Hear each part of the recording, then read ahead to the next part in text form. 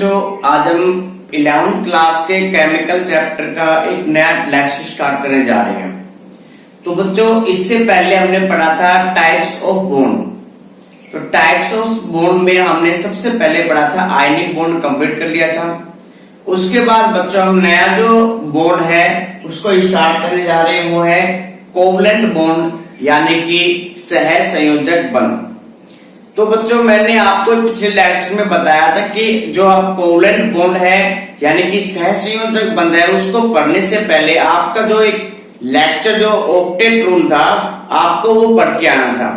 I hope कि आप सभी ने वो लेक्चर अच्छे तरीके से पढ़ा होगा और ऑक्टेट रूल को अच्छे तरीके से समझा होगा और कुछ लुईस जो संरचनाएं हैं उनको बनाने की कोशिश की होगी आपने। तो बच्चों, जो आज का लेक्चर है उसमें हम आपको लुईस स्ट्रक्चर बनाना सिखाएंगे, ठीक है, जिसमें आपको पता चलेगा इसमें कि आपके पास कोई भी मॉलिक्यूल है, उसमें आप किसी भी प्रकार का जो मॉलिक्यूल है उसका क्या बना सकते हो, लुईस स्ट्रक्चर बना सकते हो। तो सबसे पहले यहां से बच्चों आपको ये मालूम होना चाहिए कि आपके पास कोई भी जो अणु है, जैसे एग्जाम्पल हमारे पास ए अणु है, इसमें ए में जुड़े हुए इसमें सी डी ई और कोई भी हमारे पास एटम जुड़े हुए हैं। तो बच्चों, जो ये आपके पास इस साइड के जो एटम हैं ये कहलाते हैं कॉर्नर एटम। क्या कहलाते हैं बच्चों? कॉर्नर एटम, या इनको कहेंगे बाह्य परमाणु कहेंगे। जबकि किसी भी अणु के जो सेंटर में जो बीच में जो भी एटम पाया जाता है वो कहलाता है सेंट्रल एटम कहलाता है। क्या कहलाता है बच्चों? Central atom. तो आपको ये मालूम होना चाहिए कि कॉर्नर एटम क्या होते हैं, सेंट्रल एटम क्या होता है। कॉर्नर एटम का मतलब होता है किसी भी अणु में जो बाहरी यानी कि जो किनारे किनारे पर जो भी आपके पास एटम पाए जाते हैं वो सारे कॉर्नर एटम कहलाएंगे, जबकि उसके सेंटर में जो एटम पाया जाएगा वो कहलाता है सेंट्रल एटम कहलाता है। अब हमारे पास जैसे एग्जाम्पल से हम टॉपिक को स्टार्ट करते बच्चों, सबसे पहले हमारे पास एक एग्जाम्पल है CH4। तो ये तो स्ट्रक्चर सभी को मालूम होगी कि कार्बन सेंटर में पाया जाता है, बाकी जो हमारे पास जो 4 हाइड्रोजन होते हैं वो किस में पाए जाते हैं? कॉर्नर में पाए जाते हैं। लेकिन जरा आप इसकी बात करो बच्चों, HNO3 जो नाइट्रिक अम्ल है, अब इसमें से हमारे पास कौन सा इसमें से हमारे पास कौन सा जो सेंट्रल एटम होगा? यानी कि जब आपके पास कोई भी यौगिक दिया गया है, अगर आपको उसकी लुईस स्ट्रक्चर बनानी है तो सबसे पहले बच्चों आपको ये मालूम होना चाहिए कि जो भी आपके पास कंपाउंड दिया गया है उसमें से सेंट्रल एटम कौन सा है और जो कॉर्नर एटम कौन से हैं। तो किसी भी अणु में सेंट्रल एटम को डिफाइन करने के लिए कुछ रूल दिए गए हैं, हम उनको पढ़ते हैं एक एक करके। तो लुईस डॉट स्ट्रक्चर बनाते समय कुछ आपको रूल को फॉलो करना पड़ेगा और वो रूल हमारे पास कुछ इस प्रकार है। सबसे पहला रूल हमारे पास इसमें कि कंप्लीट ऑक्टेट ऑल एटम, यानी कि जो भी हमारे पास किसी भी अणु में जितने भी एटम होते हैं उनका हमें ऑक्टेट क्या करना पड़ेगा? कंप्लीट करना पड़ेगा। लेकिन बच्चों, अगर हम बात करें जो हमारे पास सेंट्रल एटम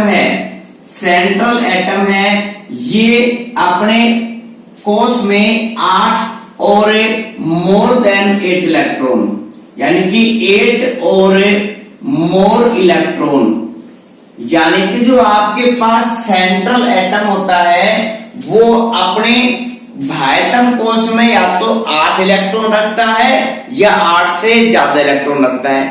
लेकिन जो हमारे पास कॉर्नर एटम होते हैं वो केवल और केवल यानी कि हमेशा और हमेशा अपने आउटर सेल में यानी कि बाह्यतम कोश में कितने इलेक्ट्रॉन रखेंगे? 8 इलेक्ट्रॉन रखते हैं। तो ये फर्स्ट रूल था हमारे पास कि कंप्लीटेड ऑक्टेट ऑल एटम्स, यानी कि आपके पास जो भी कॉर्नर एटम है वो अष्टक पूरा करना चाहिए इसमें, और जो आपके पास सेंट्रल एटम है वो अपने बाह्यतम कोश में 8 और 8 से ज्यादा इलेक्ट्रॉन रखता है। इसीलिए इसी का एक एग्जाम्पल बच्चों बात करते हैं इसमें। इसी में आपको एक इंपॉर्टेंट बात याद रखनी है कि हाइड्रोजन परमाणु होता है वो कभी भी अपने बाह्यतम कोश में कितने इलेक्ट्रॉन नहीं रखता है? 8 इलेक्ट्रॉन नहीं रखता है। तो हाइड्रोजन अपने बाह्यतम कोश में कितने इलेक्ट्रॉन पूरा करता है? 2 इलेक्ट्रॉन, यानी कि ये पूरा करता है किसको? डुप्लेट को पूरा करता है। ये आपको बात याद रखनी है। अब नेक्स्ट हमारे पास रूल है बच्चों कि अगर कोई भी हमारे पास कंपाउंड दिया गया है तो उसमें सेंट्रल एटम कैसे डिफाइन करेंगे कि कौन सा सेंट्रल एटम है, कौन से कॉर्नर एटम है। तो सबसे पहले बच्चों कि आपके पास सेंट्रल एटम डिफाइन करने का कुछ रूल है। सबसे पहले आपको देखना है लीस्ट नंबर ऑफ एटम,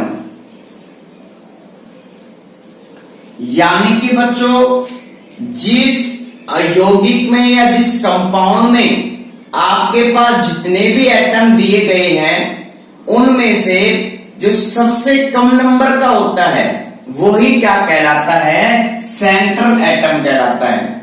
जैसे बच्चों एग्जांपल CH4, तो यहाँ पे हाइड्रोजन कितनी बार है बच्चों? 4 बार है, और कार्बन कितनी बार है बच्चों? 1 बार है। तो यहाँ पे हमारे पास जब कार्बन 1 बार है तो लीस्ट नंबर किसका? कार्बन का ही तो है। जब लीस्ट नंबर जिसका होगा वो ही क्या कहलाएगा? सेंट्रल एटम कहलाएगा। इसी प्रकार नेक्स्ट बच्चों हमारे पास में CO2 हमारे पास, तो यहाँ पे जो सेंट्रल एटम है ऑक्सीजन कितनी बार है बच्चों? 2 बार है। यहाँ पे कार्बन कितनी बार है? 1 बार है। तो यहाँ पे हमारे पास जो सेंट्रल एटम कौन होगा बच्चों? कार्बन होगा, क्योंकि ये कार्बन क्या है? कम संख्या में। तो फर्स्ट हमारे पास बच्चों था लीस्ट नंबर ऑफ एटम। लेकिन एक एग्जांपल और समझो बच्चों, HNO3 जो नाइट्रिक अम्ल है उसमें हाइड्रोजन कितनी बार है? 1 बार है। नाइट्रोजन कितनी बार है? 1 बार है। और हमारे पास जो ऑक्सीजन है वो कितनी बार है? 3 बार। तो ये तो हमारे पास ऑक्सीजन ज्यादा बार है, तो ये तो हमारे पास किसका काम करेगा बच्चों? कॉर्नर एटम का, यानी कि किनारों पर आएगा। अब हमारे पास नाइट्रोजन भी 1 बार है और हाइड्रोजन भी 1 बार है, तो ये हमारे पास जो रूल बताया था वो क्या कर रहा है? फेल कर जा रहा है यहाँ पे। तो नेक्स्ट कंडीशन देखो, अगर आपके पास लीस्ट नंबर ऑफ हाइड्रोजन 2 या 2 से अधिक है तो आपको देखना पड़ेगा इसमें कि एटॉमिक नंबर हाई,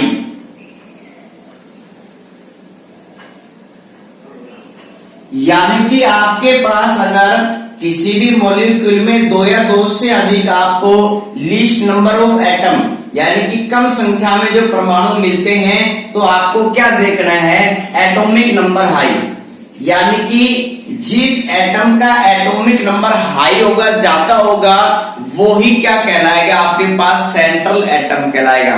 तो बच्चों यहाँ पे हमारे पास जो हाइड्रोजन है, हाइड्रोजन का परमाणु क्रमांक कितना होता है बच्चों? 1 होता है। और नाइट्रोजन का परमाणु क्रमांक कितना होता है? 7।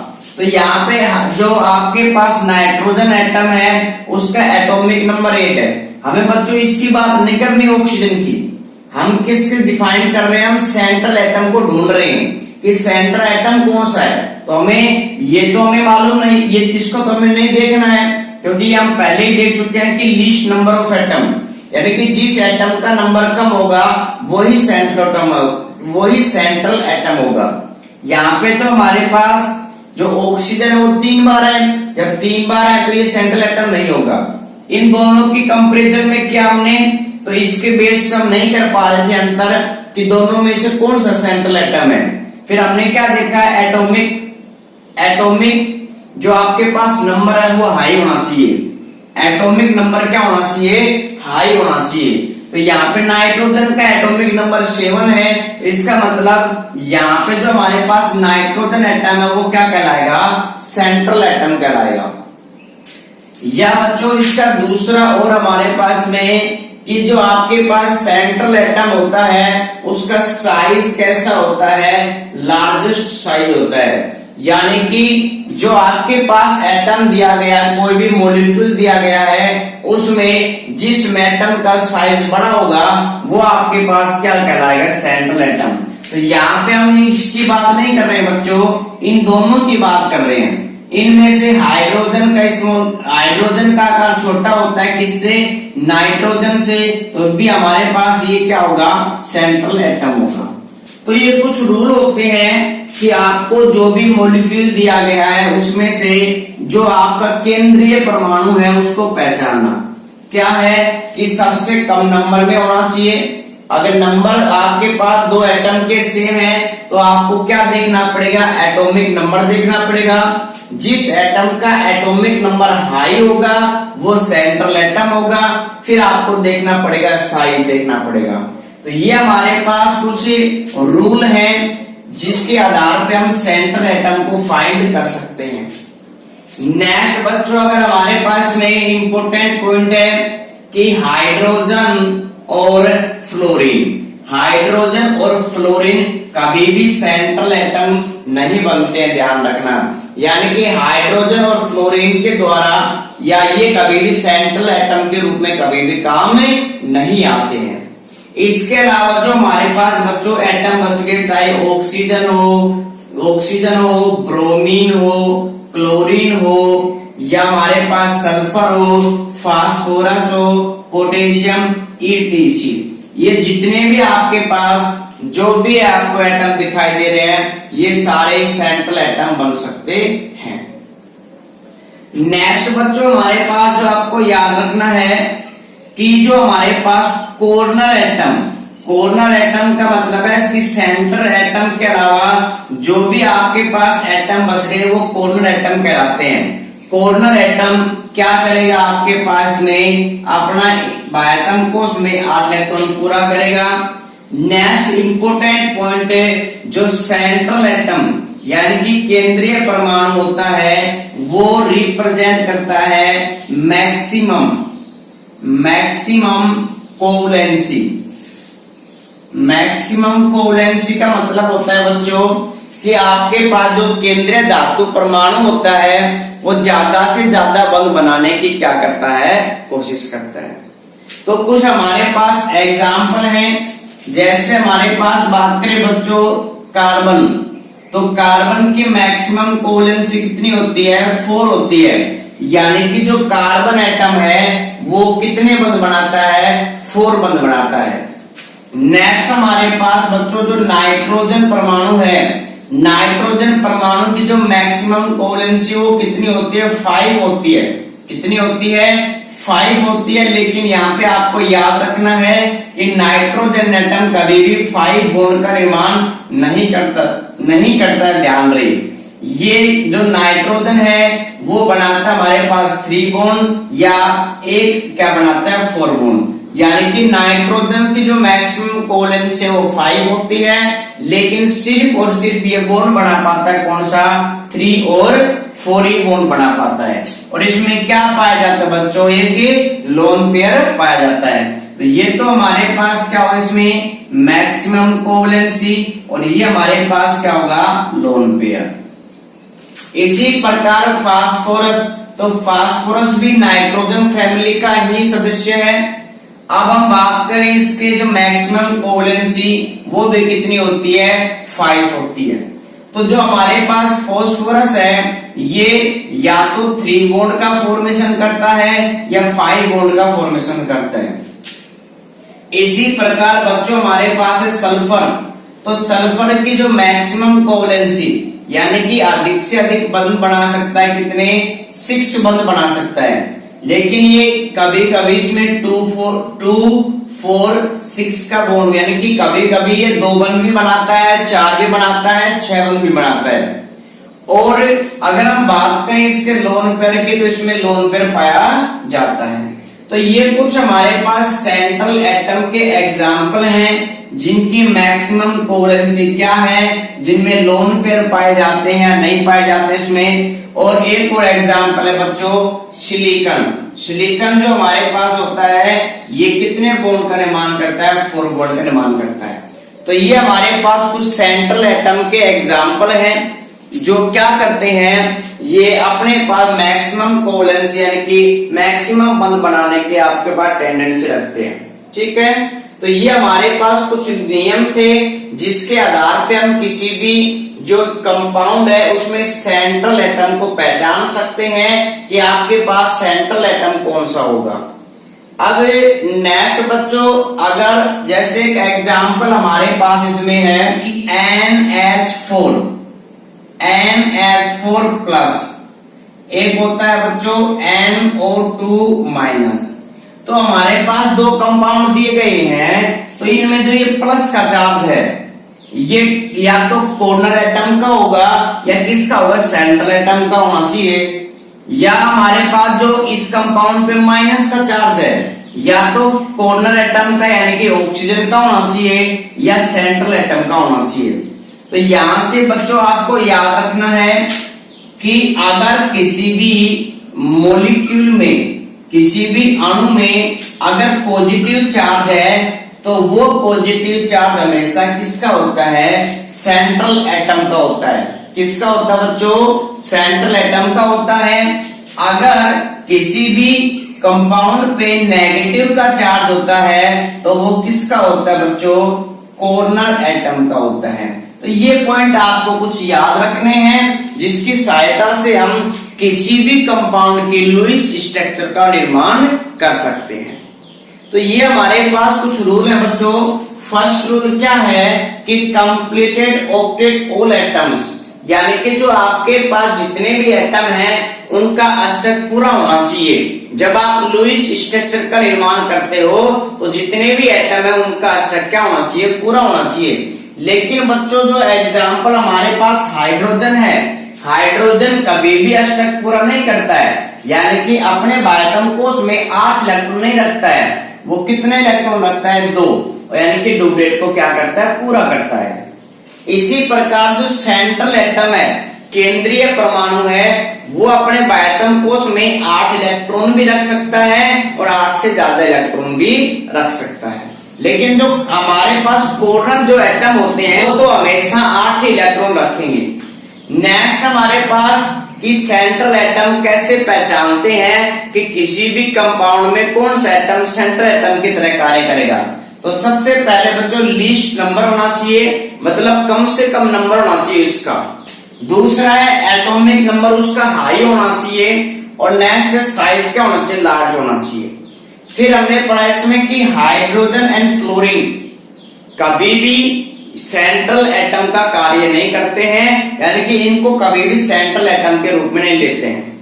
फिर हमने पढ़ा इसमें कि जो आपके पास सेंट्रल एटम है वो मैक्सिमम कोवैलेंसी को शो करता है, ज्यादा से ज्यादा क्या बनाता है, बंध बनाता है।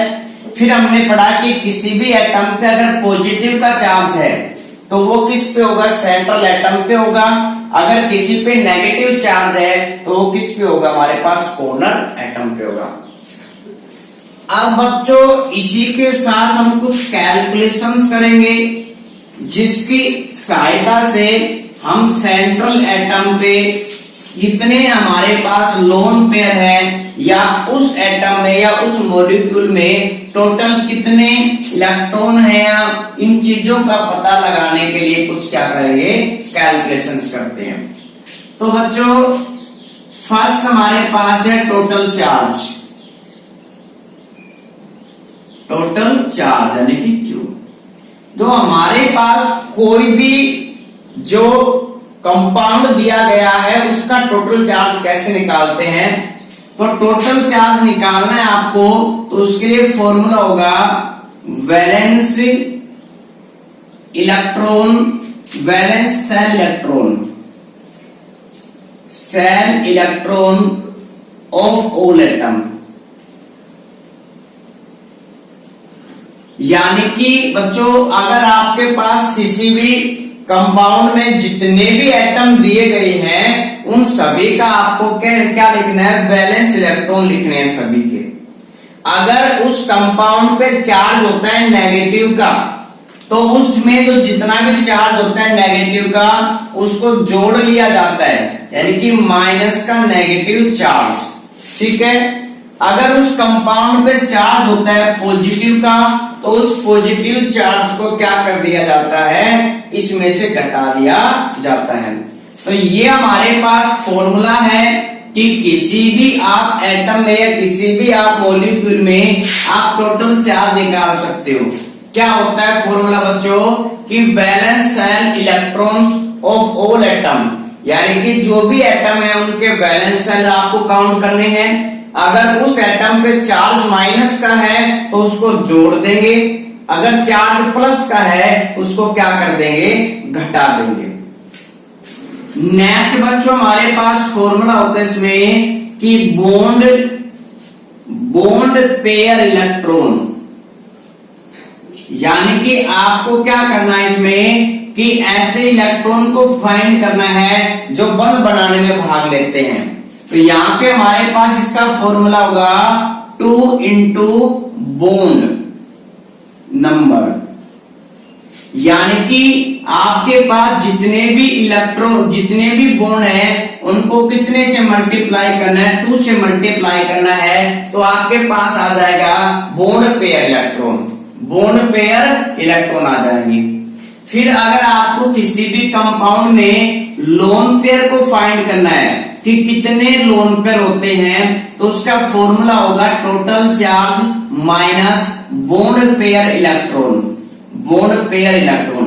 अगर आपको किसी भी मॉलिक्यूल में ये फाइंड करना है कि टोटल इलेक्ट्रॉन्स कितने हमारे पास, टोटल लोन पेयर कितने हैं, उसका फॉर्मूला होगा टोटल चार्ज में से आपको क्या घटाना है, बॉन्ड पेयर इलेक्ट्रॉन घटाने हैं। जब बॉन्ड पेयर इलेक्ट्रॉन घटा दोगे तो आपके पास किसकी संख्या आ जाएगी, लोन पेयर इलेक्ट्रॉन की संख्या आ जाएगी, लोन पेयर इलेक्ट्रॉन इसमें। ठीक है,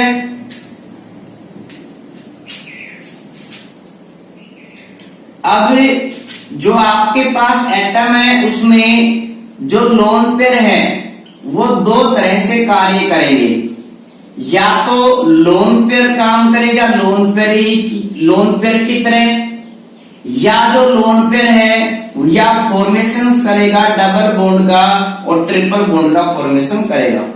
यानी कि जो आपके पास लोन पेयर के जो इलेक्ट्रॉन हैं वो 2 तरह से काम करेंगे, या तो लोन पेयर की तरह ही काम करेंगे यानी कि बॉन्ड फॉर्मेशन में भाग नहीं लेंगे, या जो हमारे पास लोन पेयर है या तो वो डबल बॉन्ड का फॉर्मेशन करेगा या ट्रिपल बॉन्ड का फॉर्मेशन करेगा। तो ये बच्चों हमारे पास कुछ कैलकुलेशंस होती हैं जिसके बेस पे हम क्या करते हैं, किसी भी एटम की जो हमारे पास लुईस स्ट्रक्चर है उनको बनाते हैं। तो क्या क्या है इसमें, फर्स्ट आपको निकालना है टोटल चार्ज। ठीक है, तो balance cell electrons of all atom, यानी कि जितने भी हमारे पास एटम होते हैं उनके बैलेंस सेल इलेक्ट्रॉन आपको काउंट करने हैं। अगर माइनस का चार्ज है तो उसको जोड़ देंगे, अगर प्लस का चार्ज है उसको घटा देंगे। फिर हमारे पास टोटल आपको बॉन्ड पेयर इलेक्ट्रॉन निकालने हैं, तो जितने बॉन्ड है उसको 2 से मल्टीप्लाई कर दो तो क्या आ जाएगा, बॉन्ड पेयर ऑफ इलेक्ट्रॉन आ जाएगा। फिर आपको लोन पेयर निकालने हैं तो total charge minus bond pair electron, तो भी आपको क्या मिल जाए इसमें, लोन पेयर। इंपोर्टेंट पॉइंट ये है कि जो लोन पेयर होते हैं वो 2 तरह से कार्य करेंगे, या तो लोन पेयर का ही काम करेंगे या डबल या ट्रिपल बॉन्ड का क्या करते हैं, निर्माण का करने का कार्य करते हैं। आज हमने अभी रूल पढ़े हैं, इनको एक एग्जाम्पल के द्वारा समझते हैं। तो एग्जाम्पल है बच्चों हमारे पास PCl5। अब हमें PCl5 के एक लुईस स्ट्रक्चर बनानी है। बच्चों आपको रटना नहीं है, जो आपने पहले किया कि ये ऐसे होता है, यहाँ पे एटम मिलेगा, नहीं। आपको क्या करना है, आपको एक एक्चुअल तरीके से सीखना है, एक स्टेप बाय स्टेप सीखना आपको, कि अगर रटा हुआ है कि आपने किसी PCl5 की स्ट्रक्चर किस प्रकार होती है, तो बच्चों आप 2, 3 या मैक्सिमम 4, 5 जो आपके पास कंपाउंड्स होते हैं उनकी स्ट्रक्चर याद कर पाओगे, कि जो भी स्ट्रक्चर आप उसको कंप्लीट तरीके से सीखें। ठीक है, यानी कि आपको किसी भी प्रकार के जो भी कंपाउंड दे दिया जाए आप उसकी लुईस स्ट्रक्चर बना सकते हो। तो आपको वही सिखाया जा रहा है इसमें, ये नहीं कि 2-3 स्ट्रक्चर आपको याद करवा दी जा रही है कि भाई ये PCl5 की स्ट्रक्चर होती है, इनको रट लो इसमें। ठीक है, आपको एक फॉर्मूला सिखाया गया है, आपको पता चलेगा कि किसी भी एटम, आप ये मान के चलो कि PCl5 का एग्जाम्पल फॉर, हमें ये नहीं पता कि इन दोनों में से सेंट्रल एटम कौन सा है। तो सेंट्रल एटम को डिफाइन करने के लिए हमने एक रूल पढ़ा था अभी कि वो एटम जो लीस्ट नंबर है, मतलब जो कम संख्या में है, वही क्या होगा, सेंट्रल एटम होगा। तो यहाँ पे हमारे पास जो क्लोरीन है वो कितनी बार हमारे पास है, 5 बार इसमें, और जो हमारे पास फास्फोरस है वो कितनी बार है, 1 बार। तो लीस्ट नंबर कौन है, फास्फोरस है। तो हमारे पास जो सेंट्रल एटम होगा वो कौन होगा बच्चों, फास्फोरस होगा। ठीक है, अब क्या करना है, सबसे पहले सेंट्रल एटम को फाइंड करना आपको, उसके बाद जितने भी कॉर्नर एटम है उन सभी एटम को सिंगल बॉन्ड के द्वारा आपको क्या करना है, जोड़ देना है। वहां पे सिंगल बॉन्ड के द्वारा उन सभी कॉर्नर एटम को क्या करना है, जोड़ना है। हो गए 5, 1, 2, 3, 4, 5। ठीक है, उसके बाद बच्चों आपको निकालना है कुल चार्ज, टोटल चार्ज निकालना है। तो क्या होता है total charge, valence shell electrons of all atom. तो जो हमारे पास फास्फोरस है उसका एटॉमिक नंबर होता है 5 का मतलब 2, 8 और 5। तो फास्फोरस के आउटर शेल में कितने इलेक्ट्रॉन है, 5 है। तो यहां पे हमने लिख दिया कि फास्फोरस के लिए जो वैलेंस इलेक्ट्रॉन की संख्या कितनी है, 5। अब हमारे पास क्लोरीन है और क्लोरीन का जो एटॉमिक नंबर होता है 17 इसमें, और इसके आउटर शेल में, वैलेंस शेल में कितने इलेक्ट्रॉन होते हैं, 7 इलेक्ट्रॉन होते हैं। तो यहाँ पे हमारे पास क्या, इसमें ए आपके पास 5 है, ठीक है, 5 बार है, और एक क्लोरीन पे जो अपने पास जो वैलेंस शेल इलेक्ट्रॉन वो कितने हैं, 7 है। तो हम इसको लिख सकते हैं 7 × 5। अब इस पे कोई आपको चार्ज दिखाई दे रहा है प्लस या माइनस का, चार्ज नहीं है, तो हम क्या करेंगे, उसको छोड़ देंगे। तो यहाँ पे हमारे पास 7 को 5 से मल्टीप्लाई किया, 35 इसमें, और 5 जोड़े तो टोटल हमारे पास कितने आ गए चार्ज, इसमें 14 चार्ज आ गए, यानी 14 इलेक्ट्रॉन्स आ गए। कितने इलेक्ट्रॉन आ गए हमारे पास टोटल, इसमें 14 इलेक्ट्रॉन आ गए। अब हमें क्या करना है बच्चों, इसके बाद अब आपको निकालने हैं bond pair electrons. Bond pair electron का फॉर्मूला क्या होता है कि टोटल नंबर ऑफ बॉन्ड को मल्टीप्लाई करना है किससे, 2 से। तो यहाँ पे हमारे पास कितने बॉन्ड है, टोटल 5 बॉन्ड है। तो आप इनको 5 से क्या कर दो, मल्टीप्लाई कर दो, और टोटल हमारे पास बॉन्ड पेयर इलेक्ट्रॉन कितने आ गए, 10। अब आपको निकालने हैं लोन पेयर इलेक्ट्रॉन निकालने हैं। तो यहाँ पे क्या होगा, total charge minus bond pair electron. तो टोटल चार्ज कितना हमारे पास, यानी कि 14 है, और बॉन्ड पेयर इलेक्ट्रॉन कितने हमारे पास, 10 है। तो लोन पेयर इलेक्ट्रॉन कितने आ गए हमारे पास, 13 इलेक्ट्रॉन आ गए। अब ये जो 13 इलेक्ट्रॉन है, या ये तो लोन पेयर का ही काम करेंगे, या ये बॉन्ड पेयर का भी काम कर सकते हैं, यानी कि बंध बनाने में भाग ले सकते हैं।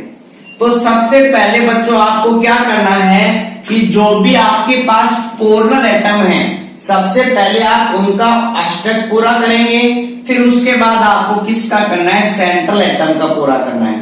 तो ये क्लोरीन है, यहाँ पे कितने बॉन्ड पे इलेक्ट्रॉन, इसमें 2।